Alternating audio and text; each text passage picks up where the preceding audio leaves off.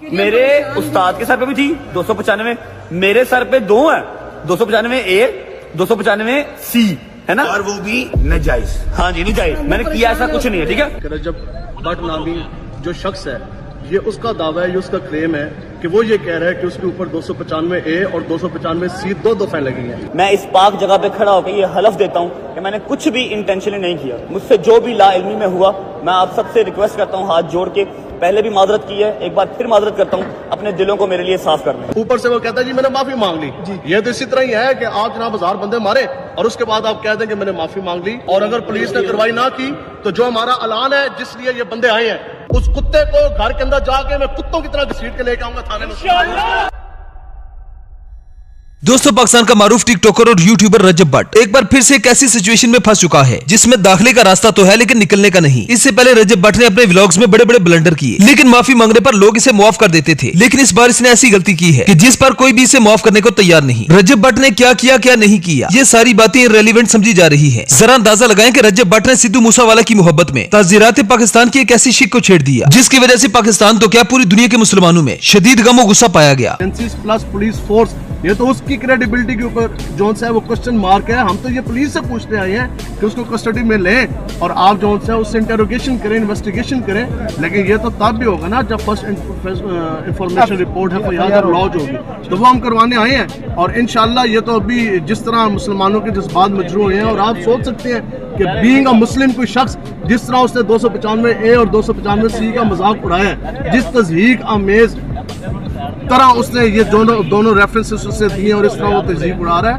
इस तरह तो हो ही नहीं सकता ना कि मुसलमान ऐसे करे। दरअसल रजब भट्ट सिद्धू मूसेवाला से बहुत ज्यादा इंस्पायर है, उसका डाई हार्ट फैन है। सिद्धू मूसेवाले की बातें, पर्सनैलिटी, एटीट्यूड, ये सब चीजें रजब को बहुत पसंद थी। उस जैसी घड़ी उस जैसी गाड़ी, हर एक चीज में वो सिद्धू मूसेवाले को कॉपी करता है। पाकिस्तान में सिर्फ रजब भट्ट नहीं बल्कि करोड़ों लोग ऐसे हैं जो सिद्धू मूसेवाले को दिलो जान से चाहते हैं, और इनमें सबसे बड़ी तादाद बच्चों की है। जहाँ सिद्धू मूसेवाले का गाना 295 सबसे ज्यादा वायरल हुआ था, तो इसी फेम के चक्कर में रजब भट्ट ने भी 295 के नाम से परफ्यूम लॉन्च कर दी। अब पहले तो बहुत से लोगों को 295 का पता ही नहीं था, क्योंकि रजब भट्ट को देखने वाले ज्यादातर बच्चे और औरतें हैं, उन्हें क्या ही पता होगा 295 के बारे में। लेकिन रजब भट्ट ने एक वीडियो में ये क्लियर कर दिया कि सिद्धू मूसेवाले पर 295 लगी थी। मेरे उस्ताद के सर पे भी थी 295, मेरे सर पे दो है 295A 295C है ना, और वो भी नाजायज। हाँ जी नाजायज, मैंने किया ऐसा कुछ नहीं है। ठीक है, मतलब रजब भट्ट ने इस बात का मजाक बना दिया, ऐसे जैसे 295 की कोई हैसियत ही नहीं। अब इस वीडियो के वायरल होने के बाद हर तरफ कोहराम मच गया। तहरीक लब्बाई की तरफ से कहा गया कि रजब भट्ट गुस्ताहे रसूल है, ये वाजिबुल कत्ल है, इसे जिंदा रहने का कोई हक नहीं, और पुलिस ने अभी तक इसे पकड़ा क्यों नहीं।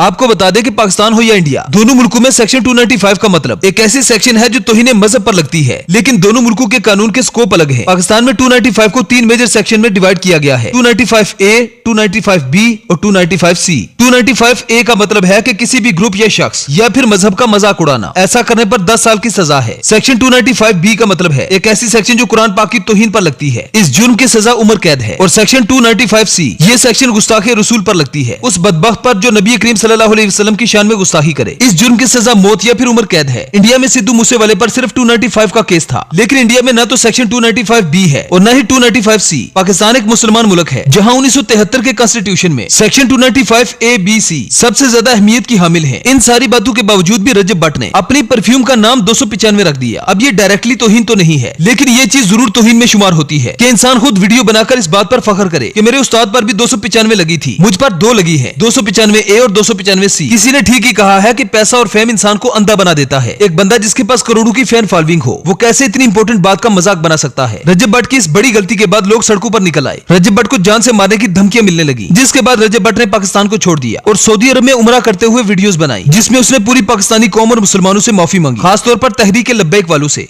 बिस्मिल्लाहिर्रहमानिर्रहीम, अल्लाहुम्मा सल्ली अला मुहम्मद व आले मुहम्मद, ला इलाहा इल्लल्लाह मुहम्मद रसूलुल्लाह। मेरी जान, मेरी माल, मेरा माँ, मेरा बाप, मेरी औलाद, मेरा एक एक खून का कतरा नबी पाक सल्लल्लाहु अलैहि वसल्लम पे कुर्बान। जैसा कि आप सबको पता है, मेरे जो भी मसले मसाइल सोशल मीडिया पे चल रहे हैं, मैं इस पाक जगह पे खड़ा होकर ये हलफ देता हूँ कि मैंने कुछ भी इंटेंशनली नहीं किया। मुझसे जो भी ला इल्मी में हुआ, मैं आप सबसे रिक्वेस्ट करता हूँ हाथ जोड़ के, पहले भी माजरत की है, एक बार फिर माजरत करता हूँ, अपने दिलों को मेरे लिए साफ करना है। मेरी तमाम उलमा कराम, हुकूमत पंजाब और पाक फौज से गुजारिश है कि इस मामले में नजरसानी की जाए और मुझे इंसाफ दिलवाया जाए। और जिस नंबर की दिफा मुझ पर लगाई जा रही है, मैंने अपने व्लॉग में भी बताया था कि 295 मुझ पे झूठी लगाई गई है, लेकिन झूठा काट दिया गया और 295 के ऊपर फतवा दे दिया गया। खैर, मैं फिर भी इस पाक जगह पे खड़ा होके अल्लाह और उसके रसूल और तमाम मुसलमानों से एक बार फिर मादद करता हूँ। जहां रजब भट्ट से बड़ी गलती हुई, वहां पर अवाम ने भी कुछ सोचा समझा नहीं। अवाम को ये बात सोचनी चाहिए कि तौहीन रिसालत कोई छोटी मोटी बात नहीं और एक इंसान से किया जाने वाला सबसे बड़ा गुनाह है। हालांकि रजब भट्ट ने रो रो के माफी भी मांगी और ये बात भी वाजे की कि मैंने सिद्धू मूसेवाले को कॉपी किया है। मैं 295 के बारे में नहीं जानता था, क्योंकि सिद्धू मूसेवाले पर 295 लगी थी, तो वही 295 मुझ पे भी लग गई है। रजब भट्ट ने ये बात बड़ी अकड़ कर कही कि मुझ पर 2 सेक्शन लगी है, 295A और 295C। इस जाहिल इंसान को शायद ये नहीं पता था कि 295C है क्या और 295C किस पर लगती है। शायद रजब भट्ट के साथ सारा कुछ इसलिए हुआ क्योंकि वो इससे पहले किसी को कुछ नहीं समझता था, हर चीज में हर किसी को धमकियां देता था, खुद को बड़ा 30 मार खां समझता था। तेरा घोड़ा जिथों तक उठाया जाता ना पुत्र, हुन उठा ला। नवी नवी लड़ाइयां च पिया तू पागला, तू कादा बाटे तरगड़ा हो गया तरगड़ा। इस तरह की हरकतें इंसान तब करता है जब इंसान बहुत थोड़े से वक्त में बहुत ज्यादा फेम और पैसा कमा ले। जैसे कुछ मखसूस जानवरों को घी हजम नहीं होती, ऐसे ही कुछ लोगों को पैसा और शोहरत हजम नहीं होता। रजब भट्ट इस बात को समझ ही नहीं पाया कि इस पैसे और फेम को कैसे हजम किया जाए। रजब भट्ट के माफी मांगने के बावजूद भी उलमा बेहतर जानते हैं कि वो गुस्ताखे रसूल है या नहीं, लेकिन ये अनपढ़ और जाहिल लोगों के लिए एक बड़ा सबक है, खासतौर पर पब्लिक फिगर्स के लिए, जिन्हें अपनी एक एक बात को तोड़कर बोलना चाहिए। वहां से वीडियो पर वीडियो जो है वो आती जा रही है और उस वीडियो में वो माफ़ी की दरख्वास्त कर रहे हैं। अब उन्होंने एक वीडियो बनाकर मुफ्ती मुनीब रहमान साहब, भाई साद हुसैन रिजवी साहब, भाई अनस हुसैन रिजवी साहब, यहाँ तक के एक अमीर हैं उनके इलाके के क्रेन पार्टी के, उन्होंने उनको भी अपना वकील मुकर्रर किया है और अब वो दरख्वास्त कर रहे हैं कि मुझे माफ़ी दी जाए और इस केस से मेरी जान छुड़ाई जाए। मैं मुखलिसाना मशवरा रजब भट्ट साहब को देना चाहता हूँ कि अगर आप वाक़तन मुखलिस हैं और आप माफ़ी मांगना चाहते हैं तो मेरे ख्याल में आपको वीडियोज़ नहीं खेलना चाहिए।